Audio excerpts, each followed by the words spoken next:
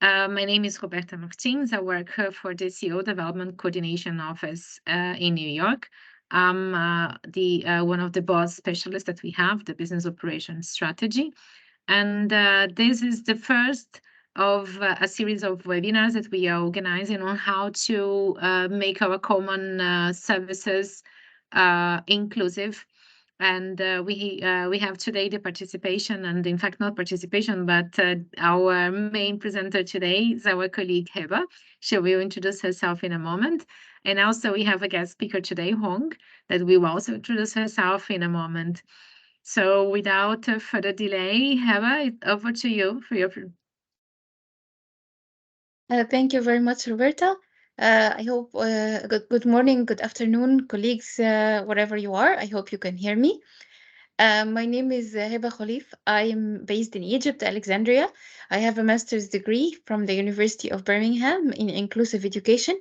And I have worked in disability inclusion consultancy and digital accessibility for more than 20 years in organizations in Egypt and as well as international organizations as well. It's a pleasure to be with you here today, and thank you very much for joining.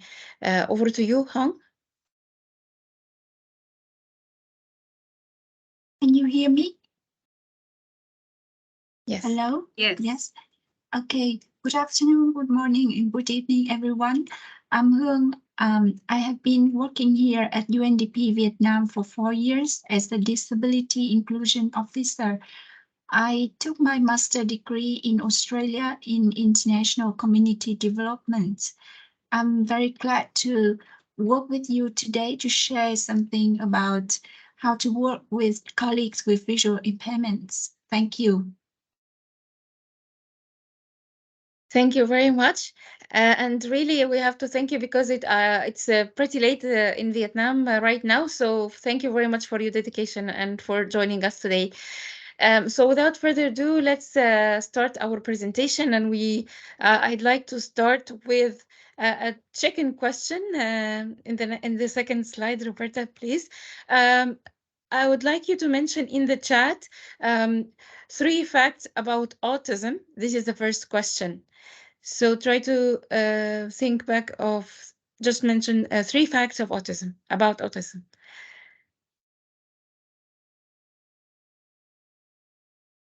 I'm not sure if I'm sharing my screen. Okay, no problem. I'll try it again. Okay.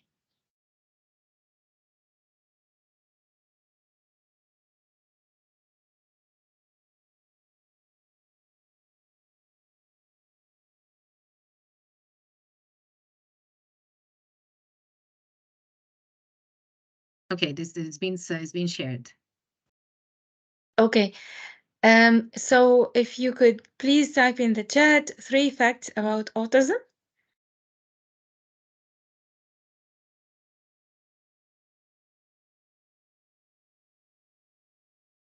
And Roberta, please, if you could please read the incoming messages, that would be really great because Sure. it would be difficult for me to We don't read. have any answers yet here on the... Okay, we have someone saying, sorry, I don't know much about autism. All right. So if we will answer those questions by the end of the webinars. So the second question is... No, there's another one here saying heightened sensitivity to sounds, thinking outside the box, uncomfortable with new social settings, detail-oriented. Yes, very good points. Thank you very much. Need to continuous rehabilitation, sensory hypersensitivity, isolated, sensitive. Ways to socialize are different. Perception and surroundings can be hard. Sensitivity to noise, normally need to sit in a quiet office. Have difficulties with communication and social interaction. Yeah, we have a good number of answers here. Invisible disability. Very good. Yes. Impatience, hyperfocus.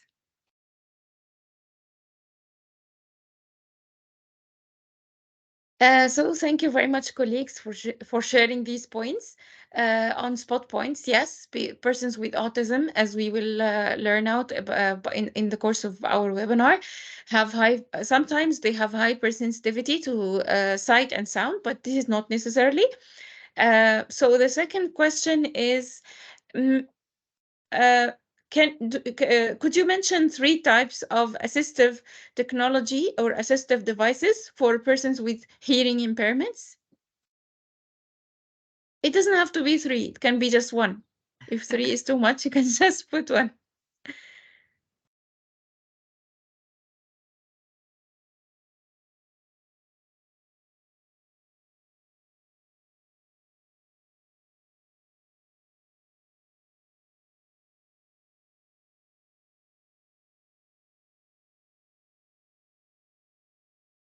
Okay, sign language translation interpreters, live captions, cochlear implants, not necessarily a device, but captions, and sign language interpreters.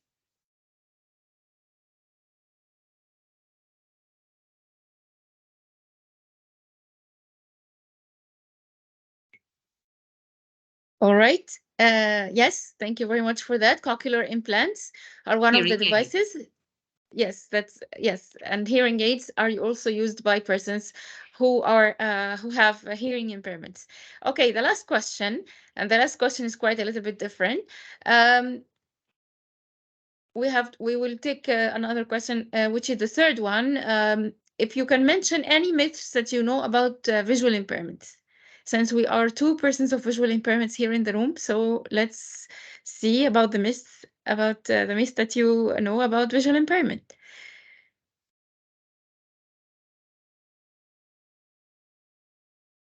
All persons with visual impairments are blind. And there is another one saying visual impairment is equal to blindness. Another myth that they have stronger hearing.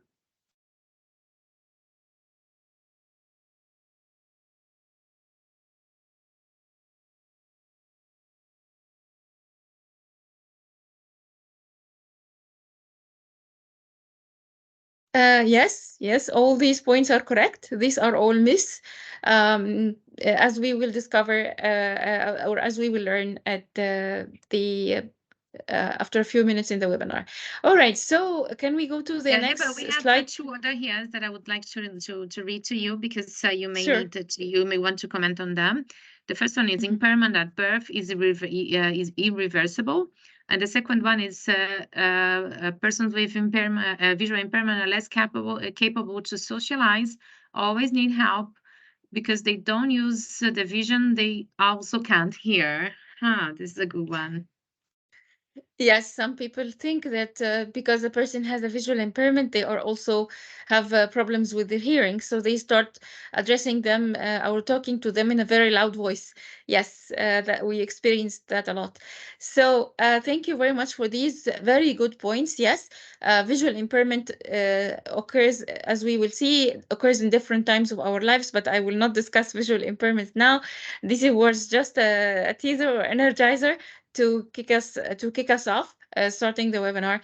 So if we go to the next slide, there's a video. It's a very good video. It's like a 3-minute video that if we can watch it, that would be really, really great. Okay, I'm stop sharing the one because I need the other one to come in. Just a second. And wow. The window, include sound. Oh, for some reason I can't use the sound, Heba. Can I share it from my end? Would you like me to share Yes, it from my end? please. Yes, Okay, it will be just easier because for some reason the sound is not coming from my side. Thank you. all right.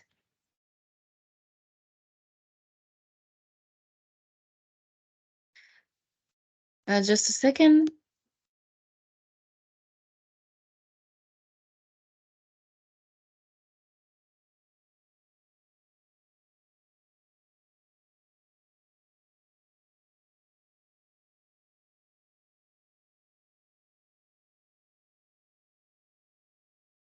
I can do it from here, Leheba. I just realize how to do it.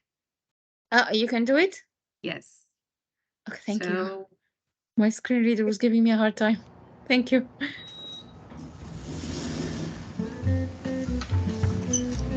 Good morning, Bob. Morning there, big man. Morning, Alice! There's no need to be awkward. Poor Bob. Like so many of us, he just doesn't know how to interact with people with disabilities. It's pretty easy, really.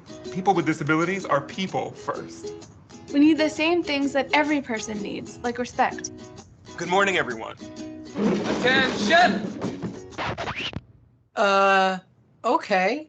Maybe we need to be more specific. The easiest way to show respect is to focus on the person, not the disability. It's okay. You'll get the hang of it. One easy way to focus on the person is to watch the person signing and not their interpreter. Or their companion. It's really cool that you'd like to help, but do us both a favor and please ask me first. What you think might be helping? I got you. Wait, ah! Oh no, might actually not. If you'd like to offer me help, let me hold on to your elbow. Don't take mine. Hey, would you like to take my arm? Sure. Assistive devices help us to live our lives. They're really important and really personal.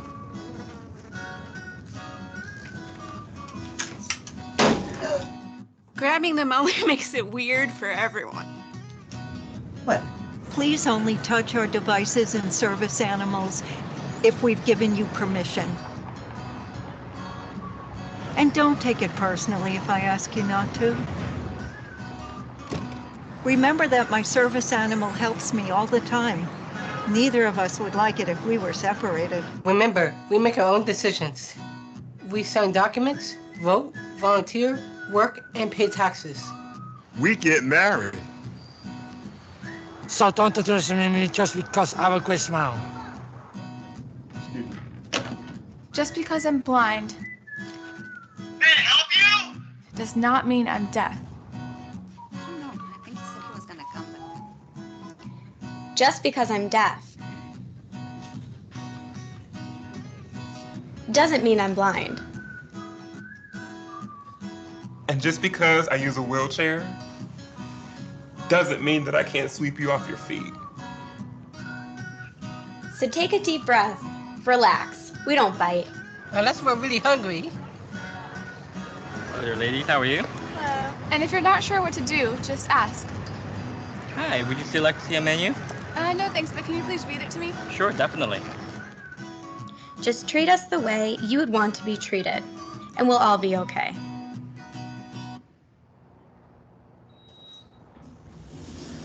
Good morning. Good morning. Good morning, Alice. Right. Awkward no more. Nice job, Bob. Go forth and be human. There's no need to be awkward.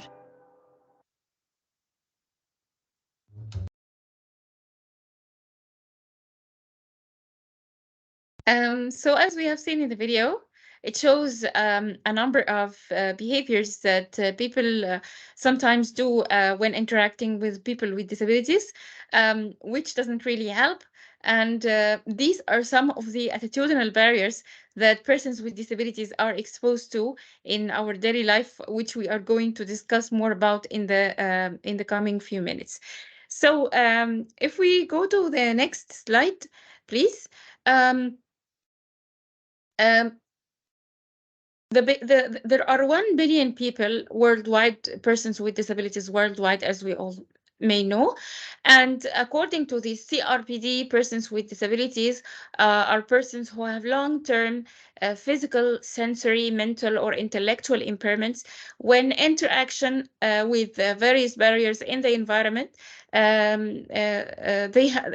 could hinder their full and their effective participation on an equal basis with others. So, for example, if I were to send you in the chat box right now a message written in Arabic language, for instance, you wouldn't be able to access it. You wouldn't be able to perceive it, although you don't have any impairments. But because I have sent this information in a way which is not perceivable by you, it created a disability. So that's why we always say that impairments plus barriers, that's what creates the disability. But impairments plus accessibility equals no disability. Because, for instance, if we use the same example and I were to send you the translation of this Arabic text in the English translation of the Arabic text, you would be able to access it and you would be able to perceive it.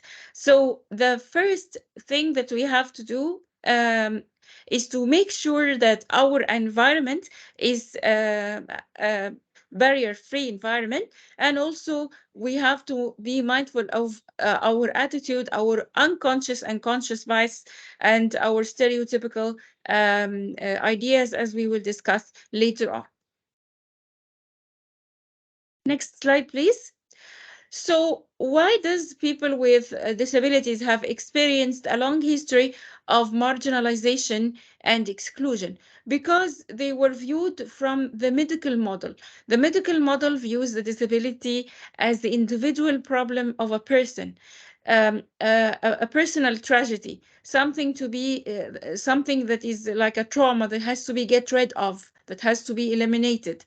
So that's why societies were trying to build institutions to house the people with disabilities inside. They are not given the opportunity to mingle within the societies or within communities. And all the organizations that used to provide the services or that used to work for people with disabilities were service provision oriented. So they viewed persons with disabilities as helpless beings, incapable of taking their own decisions and unable to take actions or control actions in their own lives. So that's the medical model. Then came the social model of disability. And with the emergence of the social model in the 1980s and 1990s, the disability movement advocated for the idea that the disability is created from society. When society does not provide the barrier-free environment in terms of physical environment and digital environment, and also attitudinal barriers, then the disability happens. But if societies take the necessary measures to provide a barrier-free environment, there will not be a disability anymore. With this model came also another step forward, especially with the creation of the CRPD, which entered into force in 2008. The CRPD views disability from a human rights perspective. It's persons with disabilities have the same right of education, employment, equitable health care, equitable living conditions. And that's why other member states and other organizations strive to follow this human rights-based approach in their legislations and laws. Next slide, please. So that brought the need to create an disability inclusive guidelines to enable us to address persons with disabilities using the people first language or the human rights based approach. So the United Nations have created disability inclusive language guidelines that you can refer to, and these guidelines focuses on the concept that we don't we should avoid using the derogatory language to refer to persons with disabilities, and we also have to avoid using euphemisms. So we don't have to portray people with disabilities as helpless beings or as superheroes. We are just humans like everyone else. Some of us are smart, some of us are not, some of us are average, some of us have super skills in some points, but others do not. So we are just like everyone else, ranges in our skills and qualifications. Next slide, please. So the people first language, as I said, is the language that is used in any official or formal communication in the United Nations.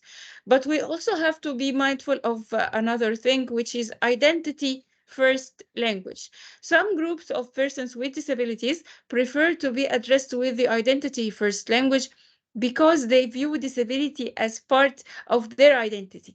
For me personally, I think that blindness is part of my identity. It is one of the ingredients that help to shape me the way I am right now. So in informal communication, you might want to ask the person what is the appropriate form he or she would like to be addressed is, or what they want to be identified as. So there is a difference between the PFL and the IFL, or identity first language. So speaking about communications, there are some forms of communications that are used with persons with disabilities. In general, most of us would use a spoken language and written format as the main modalities of communication. But persons with disabilities might use sign language for persons with hearing impairment, lip reading, also used by persons with hearing impairment, protactile, which is a form of tactile signing, which is used by persons who are deafblind. And with tactile signing, these are representations of the visual signs, but in tactile format. Can you see my hands in the screen? Yes. So with the protactile, the person who is speaking has his hand above the person who is listening. So the person who is speaking will try to make the gestures or the signs using his fingers. We have something we call finger signing. They will start drawing letters and shapes on the other person's hand. So that means that the person who has his hand above is the one who is speaking, and the person with the below hand is the listener. If they want to switch roles, all they have to do is just switch the hands or flip the hands like that, and the listener becomes the speaker, and the speaker becomes the listener. So this is one form of communication which we call protactile, used by persons who are deafblind. Also, there are some communication devices that are used by people who have speech impairments, and these devices have a speech to text, rely on speech to text technology. um, Sorry, text to speech technology. So a person would type in some text in the device, and the device has a text to speech engine that converts this typed text into audio and displays it out loud. So it helps persons who have speech impairments. The body language and gestures are very important communication method, so it is vital when we are interacting with a person with intellectual disability or a person with hearing impairment to, especially in interviews or in meetings, to make sure that their line of vision to our face and our upper body part is not obscured by anything, because they rely on our facial expressions and our body language in order to understand and perceive what we are saying. The picture exchange communication system, or what we call PICS, this is used by people on the autism spectrum who are nonverbal. And in this system, each action of our daily life routine is pictured into a picture. So the person would be walking with a binder, a little folder with some pictures inside it. This picture will express different basic needs of the person. So the picture for the person, if he is sad, he would show this picture, or she would show this picture. If they are happy, they would show this picture. If they are hungry or sick or tired, they would show this picture and use them to communicate their feelings to the people around them. And also the people around them will do the same. If I want to communicate something to a person with autism who is nonverbal, I would also show them a picture as well. If I want to teach them a task, I would divide this task into measurable, smaller steps and picture every step, and then show them these pictures so they would understand the sequence of this task that they would have to accomplish. Do you have any questions so far? We have a question here on the chat, Heba. It's coming from Mariana. She's saying that she's a disability inclusion focal point, and she encourages the use of people-first language. But some colleagues believe that persons with special needs is a better term and preferred by persons with disabilities.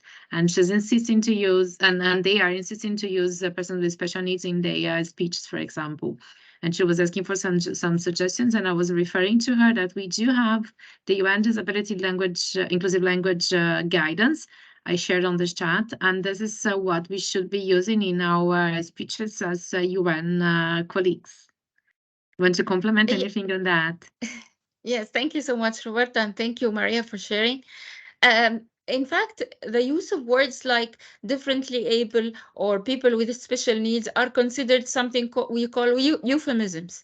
And euphemisms are when you're trying to soften the disability, as if disability is something bad and you're trying to work around it, to walk around it. So really, the term people with special needs, we cannot use this term because every one of us has special needs in some point of time in our lives. For example, pregnant mothers have special needs.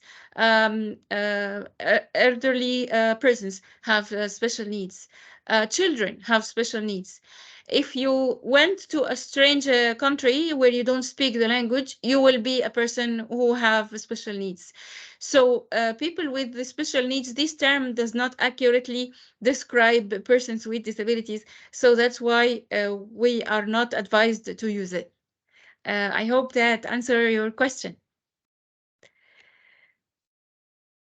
And there is another question here asking if it also we also have the UN language in other we have the guidance in other languages. So just to let you know, Ofi, there is at the end of the guidance you have the main term, Russian and Chinese, the 6 languages. You have them in the same guidance. Thank you so much, Roberta.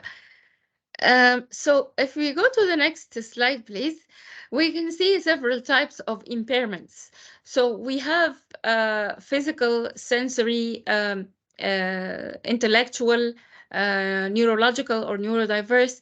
We have a lot of some types of impairments, but all these types of impairment are categorized into two main categories. The impairment can be invisible or can be apparent. And any kind of these impairments could be either invisible or apparent, meaning that you could have someone with visual impairment, but they are not completely blind. Their vision impairment is not so obvious, so they have an invisible disability or invisible impairment. If you also have someone with psychosocial disability, so this person has an invisible disability. Sometimes persons with physical disability, their impairment is not so obvious if they have a muscle a problem that would cause them to be quickly fatigued from any physical task that they do. So in this case, their disability will not be visible or obvious. Persons with hearing impairments as well, might not be very obvious to everybody that they have a hearing impairment if they are not wearing a hearing aid, for instance. So it is always good to not to judge the outward behavior of some people, because this behavior might be a result from an invisible disability. So next, in the next slide, we are asking a question: do you believe that there is a certain level of functionality that has to be present in order for a person to be able to do a certain task or a certain job? If you can answer in the chat by a yes or a no, that would be really, really great. You can see how many yeses and how many no's.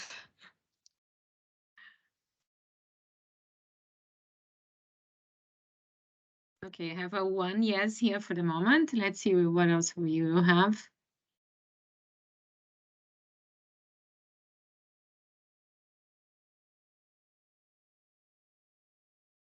Let's give some minutes more here to see. And well, for the moment, I have most of the colleagues are saying yes. There is one person saying that it depends on the work that needs to be done, but most of the answers here are yes. So can we, Roberta, I wonder if we can allow attendees to unmute their microphone and just take a sample of the audience here for people who thinks yes, who answered with a yes answer. If you can elaborate and explain your point of view, that would be really great. Can we do this? Yes, if the colleagues are able to raise their hands, I can unmute them individually, because I don't think I have another way to do this. Okay, let me just try. I have Barnaby Jones. Okay, can you unmute yourself? Barnaby?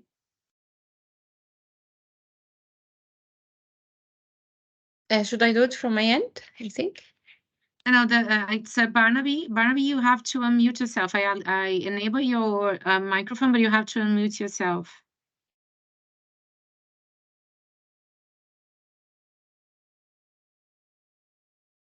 I don't think so, Heba. We can do this because this is a webinar format. It's not a normal Teams call. Okay. All right. So for those people who answered a yes answer, you might be thinking that this task that you are asking the person to do is a little bit difficult. Maybe it require a lot of physical effort. Maybe it require capabilities which, because of the because of the person's limitation in the physical or sensory function, that the person cannot do. And this might not be always accurate, because first of all, it depends on the task of which you want the person to accomplish. And second, we cannot judge what the person can or cannot do without asking the person himself or herself. So for instance, let's say that there is a person with visual impairment who is applying for a job to be a university professor. And then as part of his interview, the hiring panel is asking him or asking her, how can you perform be a teacher and teach students while you do not have any kind of vision? How can you type text on the board, write text on the board, for instance? So the person might come and say, all right, I cannot type text on the board, I cannot write text on the board, but I can prepare some sheets in advance with all the content and handouts that I want to give to my students. And this is a question that is still being asked in some countries, like Egypt, for instance. So it's sometimes we often find the persons without disabilities looking at persons with disabilities with their eyes, not with the eyes of a person with a disability. For us, we have lived all our life with this functional limitation, whether in our one of our senses or our physical functions or our cognitive functions, and we always find a way to work around it. So when we apply for a job, in a job application, be sure that we actually understand that we can do it and we have the solutions and workarounds to any kind of task that we want to accomplish. So always ask the person before judging.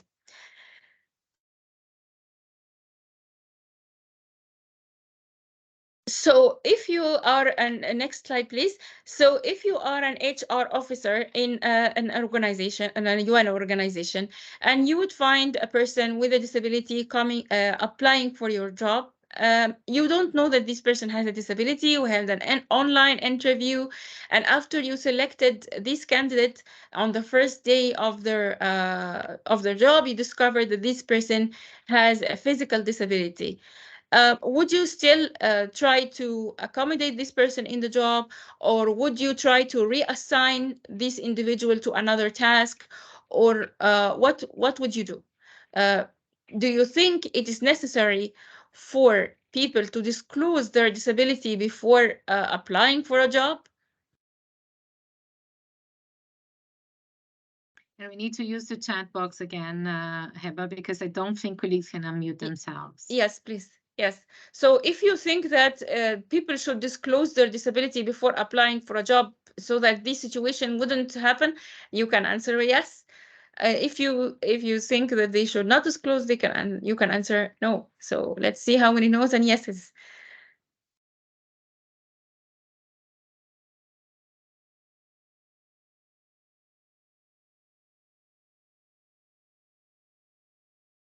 Okay, we have some colleagues saying that no, they should not disclose. They're not. They don't. It's not mandatory to disclose. But we also have some colleagues saying yes. For the moment, we have more no's than yes. Thank you very much. That's very good. It doesn't necessarily if they have disability, but if they require reasonable accommodation for the selection process. And rather than disclosing during the selection process, the organization should ask if any reasonable accommodation is needed. I think it's better to display the disability before applying. For example, for engineer positions, I would recommend to reassign them to another post. All right. Thank you very much for sharing your points. Yes, sometimes you might think that this task is especially extremely difficult for a person with a disability, but you can always consult with this person first. You can give them a chance to prove themselves. Maybe they would find an out-of-the-box solution. I understand that engineering jobs require a lot of physical effort, but who knows?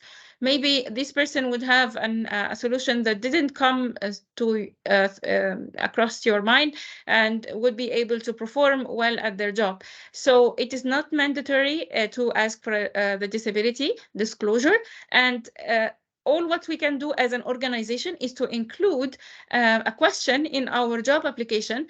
If the person requires any reasonable accommodation, that would be better. You can ask about the reasonable accommodation that the person requires, especially in the interviewing process and in the recruitment process, because this is very important. If you have a person with hearing impairment applying for a job, you would want to know first in order to secure a sign language interpreter, for instance. So ask about the reasonable accommodation and not the disability. And next slide. This slide shows some myths about persons with disabilities. For example, that people on the autism do not feel love on the autism spectrum. This is, of course, not true. They just express their feelings differently and they process social interaction differently, but they are capable of doing interactions. They just don't know how. They are like any other human beings. They want to feel belonged to their community. They want to feel included, but they just cannot predict the unpredictable nature of us human beings. So that's what makes it difficult for them to communicate. Not all people with visual impairment are blind. This is correct.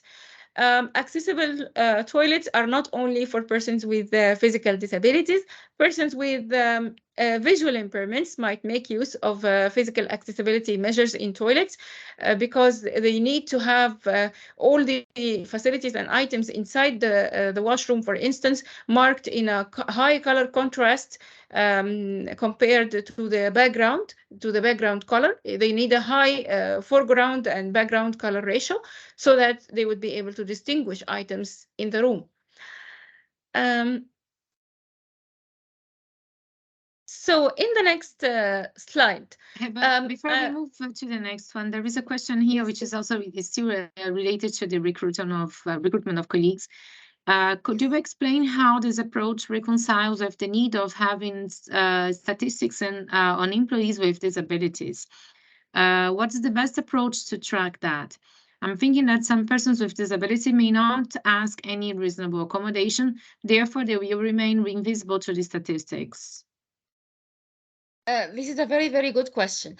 So if you want to do a statistics, or if the persons do not ask for a reasonable accommodation, always make a practice in the HR to inform all new hire employees that or new hires that if they require any reasonable accommodation request, they can go to a certain contact focal person or a reasonable accommodation focal point in order to help them have these requests. Because sometimes people with disabilities will be reluctant to ask for reasonable accommodations, feeling afraid of that they will not be qualified for the job, or they would be seen as less capable or less qualified. So they would try to work around any challenges they might be facing during their work on their own without asking for any reasonable accommodations. So if you as an HR personnel try to approach or try to do an anonymous survey, for instance, and distribute this survey among your employees, asking that if how many if employees require any form of reasonable accommodations, and they can answer a yes or a no, and if they require any accommodations, they would go to a special person, go-to person they can go to in order to ask for these accommodation or request these accommodations.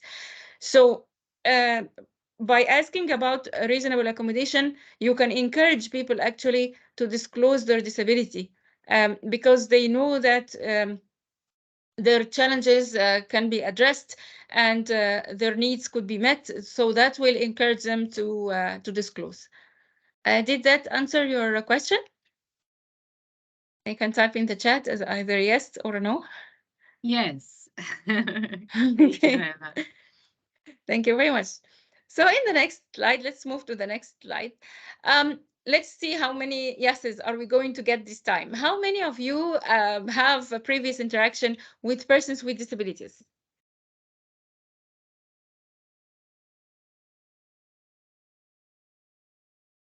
We have people raising the hands. It's good. Huh? I see two. Yeah. Lots of colleagues, Heba.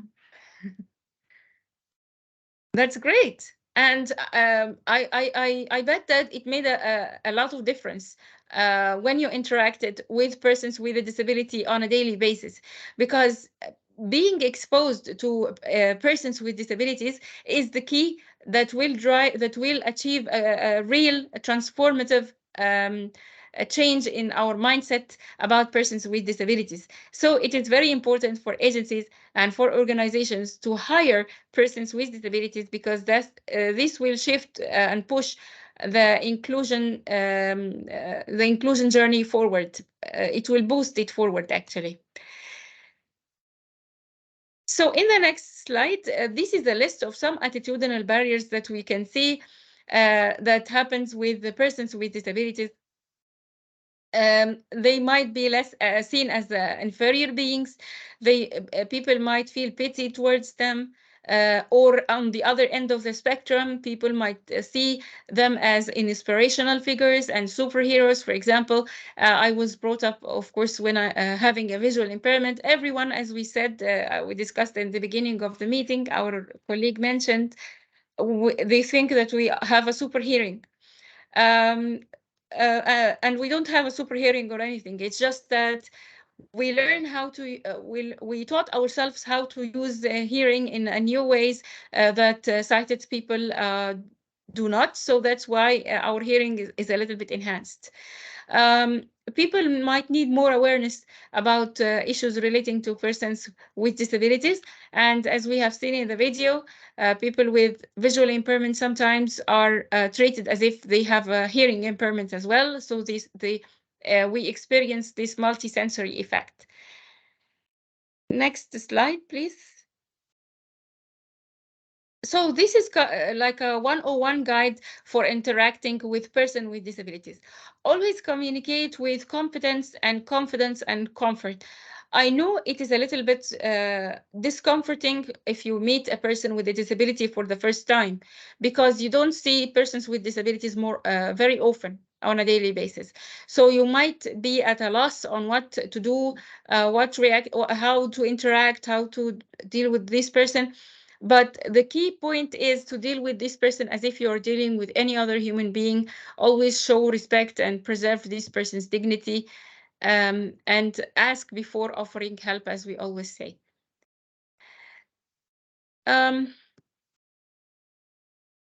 The 5 seconds rule. This is very important when we want to interact with persons with intellectual disabilities, because their brain processes information differently. They might need more time to process the information we are directing to them, and they might need more points to initiate the appropriate and proper response. So I'll always give them from 3 to 5 seconds when you ask them a question for them to give you an answer. This is a very important rule. Always talk to the person, not the companion or the sign language interpreter, as we said. And try to speak clearly, because it's very important for persons who are lip readers to be able to read your lips. So try to speak as clearly as you can.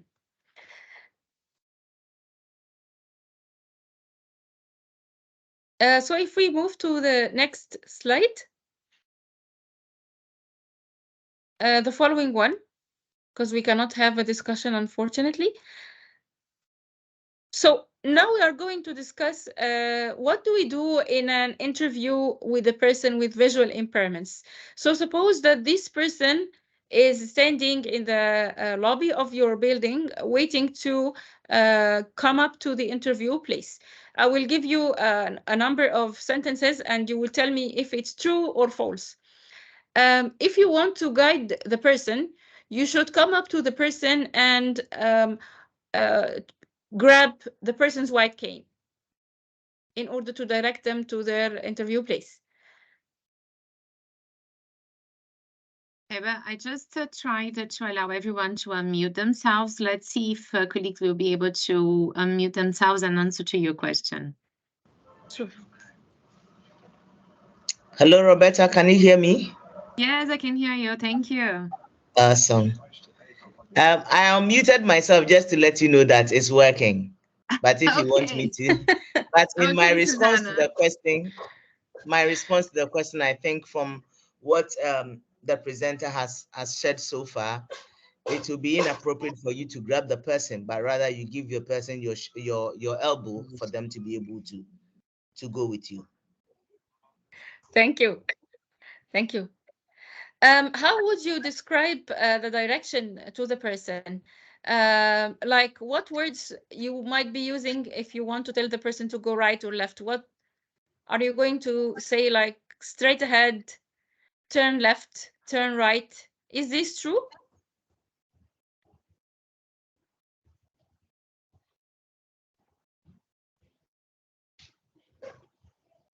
Do you think this is appropriate? You can unmute yourself, colleagues.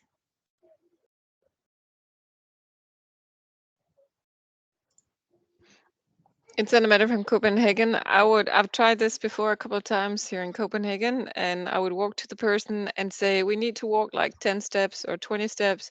We need to move a little bit to the right. There are some constructions, or it depends, if you are within inside the premises, if you are outside. do you think it worked fine when you guided the person this way? Were the Yeah. person able to follow you? Yes, and the person also said one time I've tried it with one who had one of these dogs following them, and another time without dogs, but they had the pin, and they were appreciating it. Thank you. All right. Yes, it's always good to give directions, but to elaborate more on this topic of giving directions and interacting with a person with visual impairment in interviews or outside interviews, I would give the floor to my colleague, Hong, to explain further. Could we go to the next slide, please, Roberta? Over to you, Hong. Not the clock face technique, the one, let me see, the one. Overview of visual impairments. The slide entitled Overview of Visual Impairments. Thank you. Hong, you can, yeah. Hello, can you hear me? Yes. Okay. Hello, everyone. Yeah. Now I would like to share with you some tips to interact with persons with visual impairments. But first of all, we need to know who are persons with visual impairments.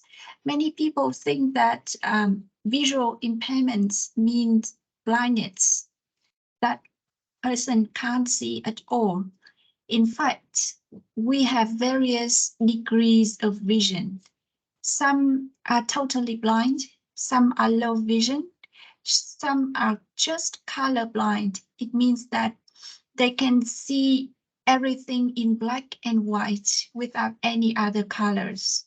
And some can see in a very narrow vision field.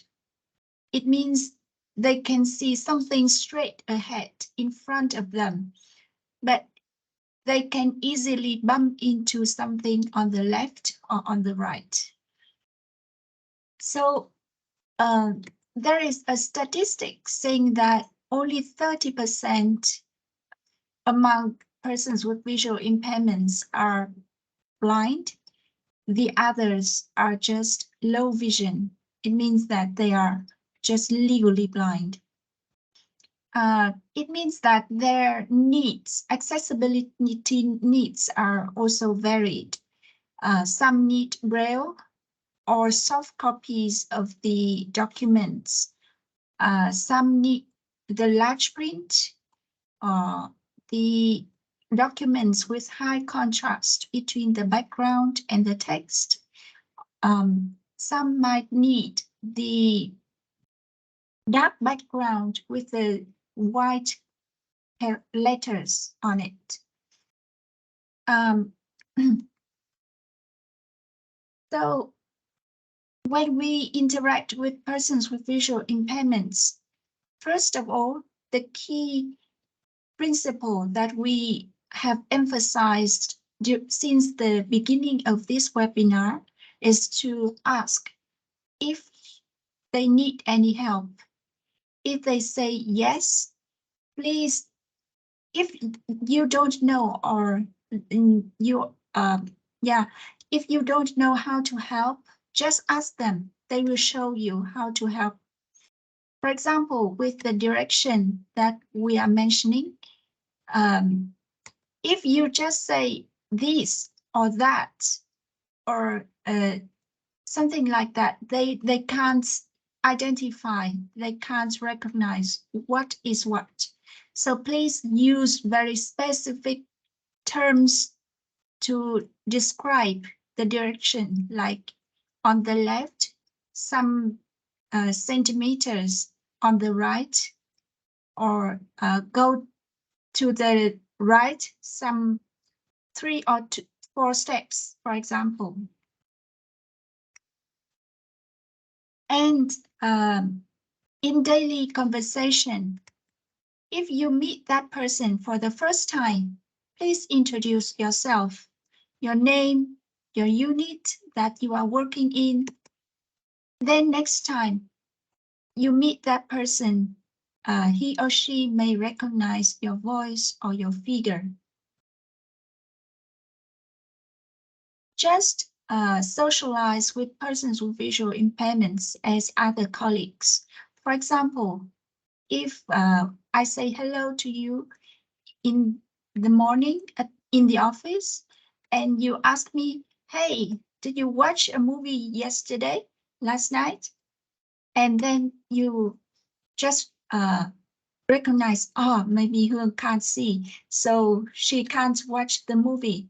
I don't mind it at all. And every person with visual impairment doesn't mind that question, because we are happy that you consider us as your colleagues. So don't assume that persons with visual impairments can't do something. Just they can do everything with in different ways. We still can watch movies, football, cooking, cleaning, everything. But we can adapt our methods. While you are talking to a person with visual impairments, please tell them when you leave so that we don't talk to the air, to the empty chair next to us.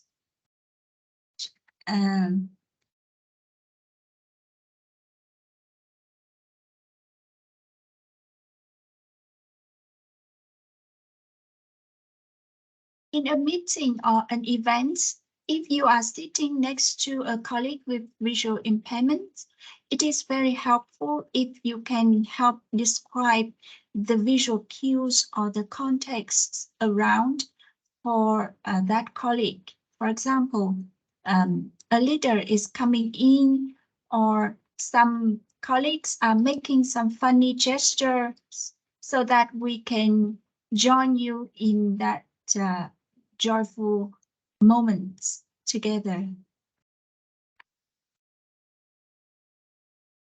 And yeah, those are some tips to interact with persons with visual impairments.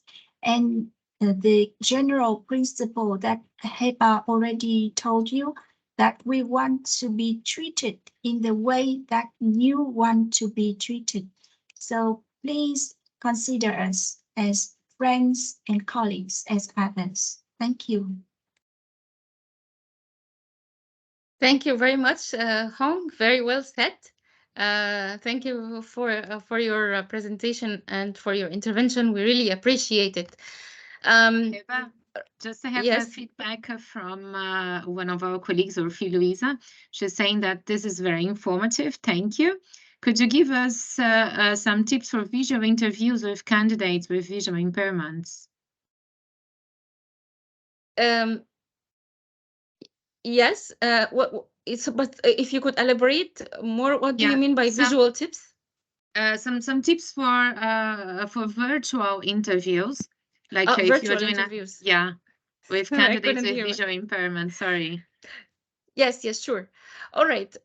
With visual interviews, interviewer just has to be mindful of the way of the fact that people with visual impairment are using screen reader.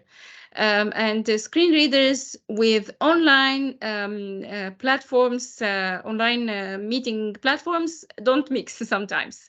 That creates some glitches and problems. So if the person is a little bit late to unmute themselves when you ask them a question, or if they have problems sharing the screen, just when I had a little while ago, or if their camera is on and but it's not positioned correctly and you cannot see the person and you would like to see their face, you can gently alert them and let them know that they need to adjust their camera, or they need to, or give them some time to unmute themselves, and so on. Also, if you could send the agenda of the interview in advance, or send the question in advance, that would really help not only persons with visual impairment, but also persons who are on the autism spectrum, because having the question in advance will enable them to perform better in the interview, during the interview. Also, in the virtual interview, make sure If the person has a low vision, make sure to blur your background and to stand or to sit in front of a white wall or a white background so that the person can see you. Because this will achieve a good color contrast between you and the wall behind you. So always try to blur your background. Um, if you are presenting something and sharing something on the screen, please be aware that you have to present your presentation. You have to read what is being presented, because the screen readers cannot read the content, the shared content in the screen in online meetings or online interviews. Also, May if I there, add something? yes, sure. Thank you. During the virtual or interview in person as well, please introduce every member in the interview board so that your interviewee can know who they are talking to. And the second tip is that in the virtual interview, it depends much on the accessibility of the platform. Nowadays, we usually use Zoom and Teams. They are quite accessible, and Google Meet as well. But as Heba said, it may take a little while for persons with visual impairments to press the keyboard shortcut. So please ask your interviewee which platform he or she is used to. So it will minimize the glitches during the interview. Over to you, Heather. Thank you so much. That is very, very good point, because some people would prefer to use Zoom for the meetings and some people would prefer Teams. So always ask. So that's in a nutshell what you should do in virtual interview. We will be having another webinar in the upcoming webinar, especially discussing how to conduct inclusive online meetings. So be sure to join in these webinars. Roberta, if we could just go back a little bit to the slide of the clock face techniques. Can we please do that? Yes, because this is very important. Thank you. So this is a very important technique that persons with visually impairment use in order to get familiarized with either the place or the table or anything in front, or the layout of the room in front of them. So imagine that you are facing the plate of the clock. The 6 o'clock handle would be directly in front of you. The 12 o'clock handle will be straight ahead but facing away from you. And the 3 o'clock will be on your right and the 9 o'clock will be on your left. So if you want to describe to a person the direction inside a building, instead of saying 10 steps to the right or 10 steps to the left, because your step could be different than my step, could be different than Roberta's step, for instance. But if you are saying it's on your right at 3 o'clock, then the person will have an accurate representation of where this thing might be. Also, if you are in a meeting where you have to eat something or drink something, and there's a glass of water in the water on the table, instead of saying to the person it is on your right, so on your right is not very much accurate.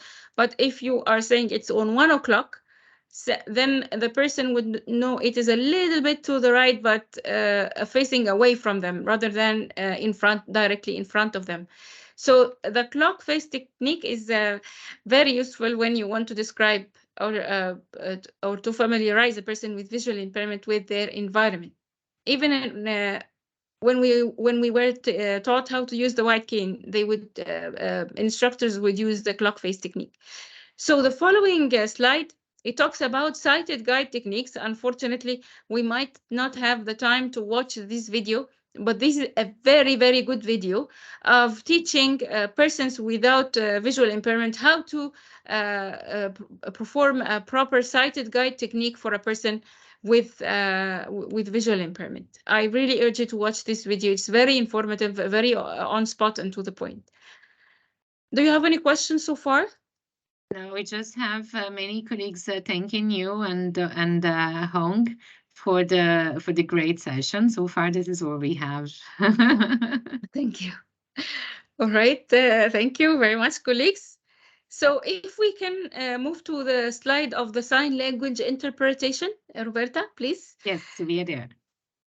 Okay, so what will you do if you are in an interview with a person with hearing impairment and the sign language interpreter was a little bit late to show up? Maybe it's an interview, maybe it's an event. What are you going to do?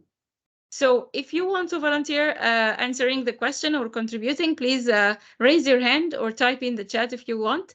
And we will give you some time to speak. Yeah, I'm allowing the microphones again. So if you want to unmute yourself, please go ahead.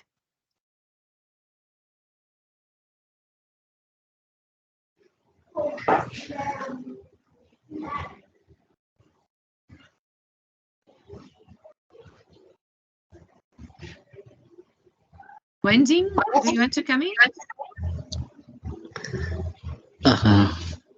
Sorry. Do you want to come in?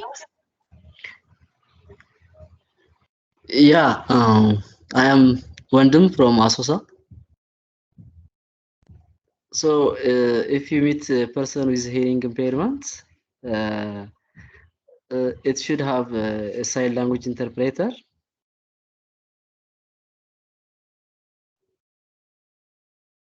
Yes, if the sign language doesn't show up, what are you going to do? It's a little bit late. It is a problem if there is no sign language interpreter, but as much as possible, I will show what he need by gesture or body or finger or by writing if he can read, and he can able to write and read by writing his need and also what type of support he needs. So we can communicate by writing that means if he is an educated person. Yeah, but we also have here on the chat some intervention saying start typing or writing on a paper to start the communication and maybe reschedule the interview, change the interview to a written format, understand if the person can lip read. Yes, yes. Thank you Can very I much. compliment? Yes. Yes. Wow, for me, the most important thing to start in the situation, probably I would write because I don't do sign language.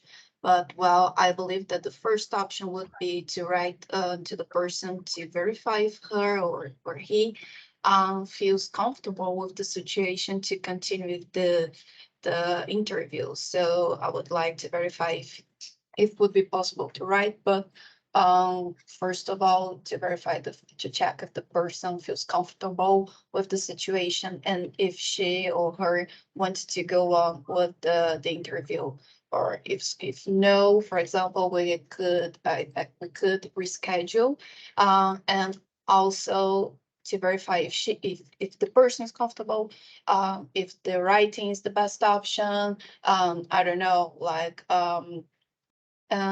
lip reading, but well, first would be to give more importance to what the person is comfortable with. Thank you very much. Thank you. Should I go on, or do we have other comments, Roberta? For the moment, we don't have other comments. You can go ahead. Thank you. All right. So it depends on whether the sign language interpreter is going to come, but it's a little bit late, or the sign language interpreter is not coming at all. So in case that the sign language interpreter is not going to come, as our colleague pointed out, we can ask the person if he or she is comfortable doing the interview in writing. We can do that. We can always prepare an online meeting, MS Teams meeting, for example, MS Teams meeting for the interview. so that if the sign language didn't show up, the person can access the meeting through the laptop using the real-time live captions. So this could be another workaround it, even if the interview is physical. But if the sign language is going to come within like a few minutes, you can of course start by writing or lip reading or anything. But it's important, if you are holding an interview in spoken form and the person has a hearing impairment, is to be open to rescheduling it, if in order to give the person with hearing impairment a fair chance of performing well in the interview. And in the next slides, you can see some tips of interacting with a person with hearing impairment that we have previously discussed. And I am just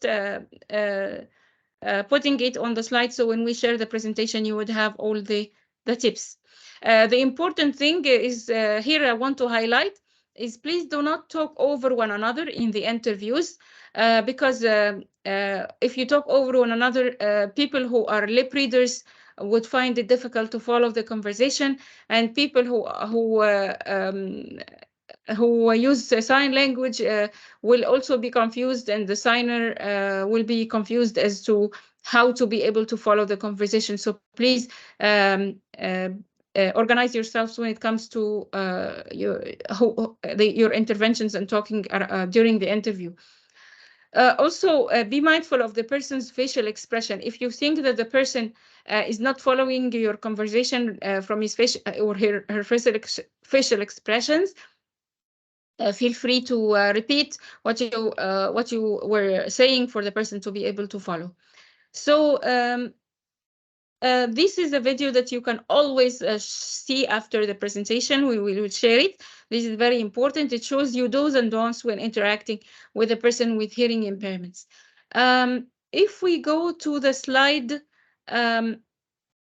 33, people who are neurodiverse, because I'm afraid about the time, mindful of the time. Yeah, we have 15 minutes left. Yes. It's a very interesting session, but the time is pressing us. Thank you. Yes. So if you're interacting with a person who is neurodiverse, be mindful of the sensory environment in which you're present. Try to make your environment barrier-free when it comes to visual background and noise backgrounds, because people with autism process sensory stimulation different than us. For example, if we are in an interview and I'm a person, let's say I'm a person with who is a neurodiverse, who is on the spectrum, and there is a fan on the ceiling.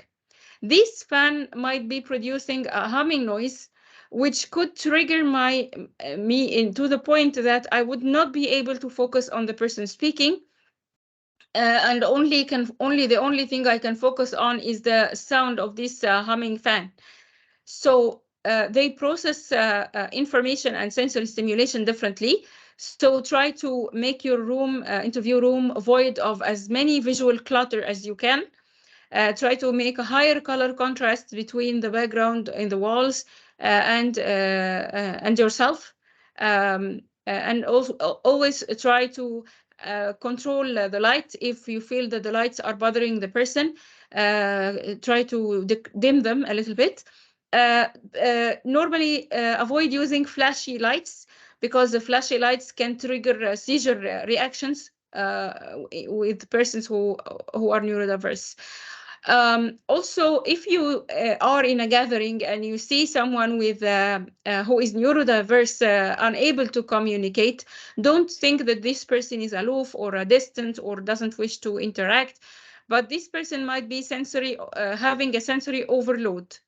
Because I want you to imagine with me this hypothetical scenario. Imagine that you are in a wedding party, and this wedding party is very noisy. The music is super loud with so many lights, and you have 50 persons around you who are all talking to you at the same time with the same loudness. What are you going to feel? Maybe you're going to feel frustrated, nervous, like overloaded, that you want to scream and you want to leave the room. So because persons who are neurodiverse are unable to filter the stimulation coming to them through their brains, to move the background noises and visuals to the back of their brain and just to concentrate on the foreground stimuli, they are unable to do that. All the stimulations are coming to their brains with the same force, with the same intensity. So that's why they have the sensory overload.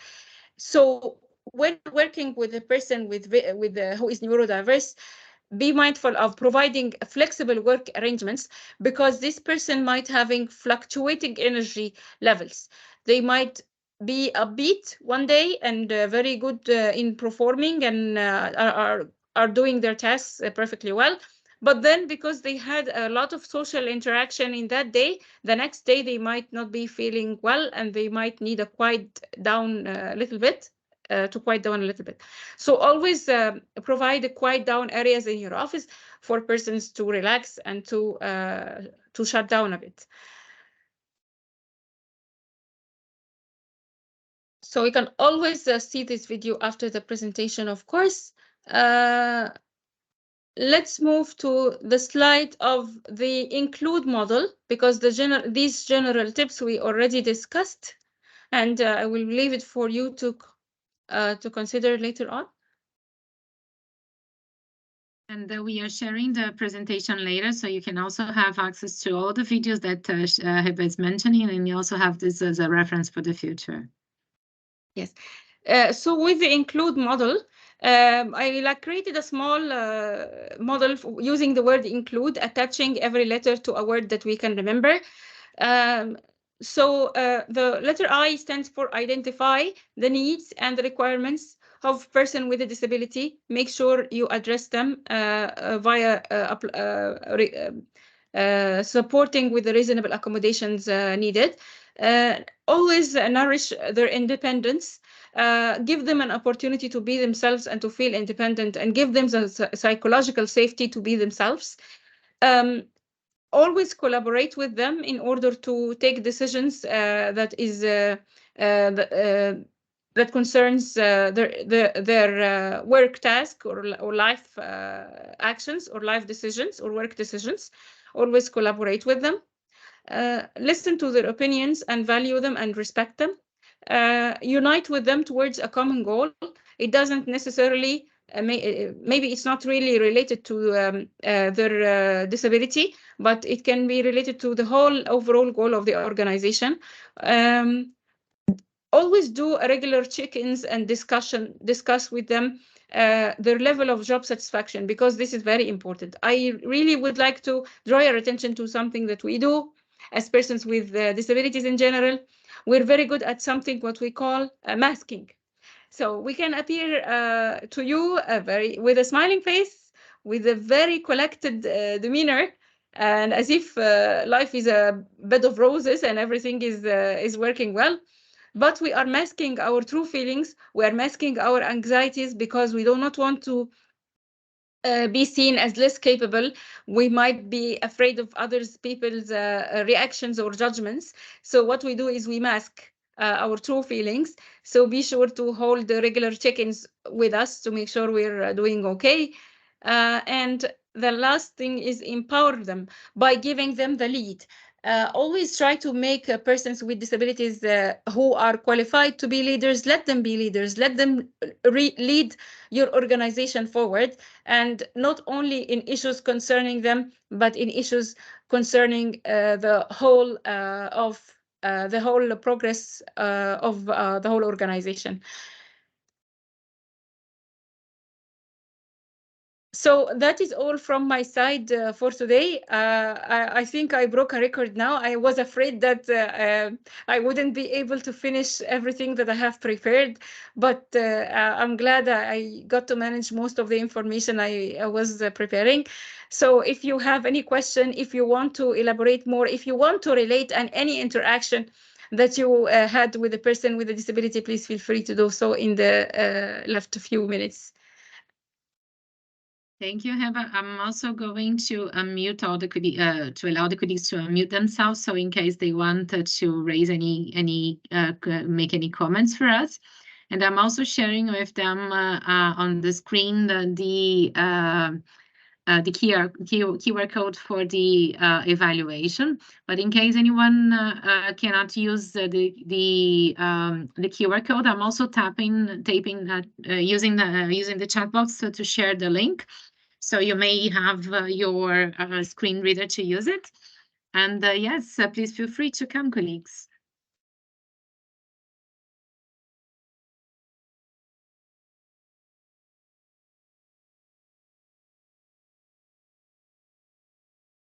I don't see comments coming nor people unmuting themselves. Okay, if there are no questions, should we close if there are if there aren't any questions or comments? I don't see questions for the moment, and I just see some colleagues here saying that they are thankful for the session. Thank you so much, Hong and Heba, for this session. And colleagues, just to let you know, this is the first of a series of webinars. So Heba is our lead on disability inclusion as part of the business operations strategy. And I guess you all have the link for the coming sessions. Please register yourself. Please give us your feedback, because for us it's very important that we can improve the quality of the session, the upcoming sessions. And I see some colleagues here asking if we were going to share any summary of the session. We are going to share with you the presentation itself, all the slides that Heba was presenting. So you have the links for the videos, you have all the information that she was sharing today with us. And yes, over to you, Heba, to close the session. I just would like to thank you very much, Roberta, for your time and for moderating the session and for sharing the slides and for all the support you have been giving me since we started working together in business operations. Thank you very much, colleagues, and thank you, Hong, for your dedication. I know it's pretty late at your time in Vietnam. I really appreciate your participating with us. Looking forward to seeing you in other future webinars, and also in the resources that we will be sharing. Also, you can find the practice notes of disability inclusion, the BOS practice notes that you can use in order to implement disability inclusion within the BOS in the three main core areas, inclusive HR and physical accessibility and ICT digital accessibility. Thank you very much, colleagues, and see you in future webinars. Thank you, Heba. For me, it's an honor to work with you always. Thank you so much for inviting me to join this webinar. Thank you, for joining us. Very much. Thank you. I appreciate your presentation. Thank you. Thank you.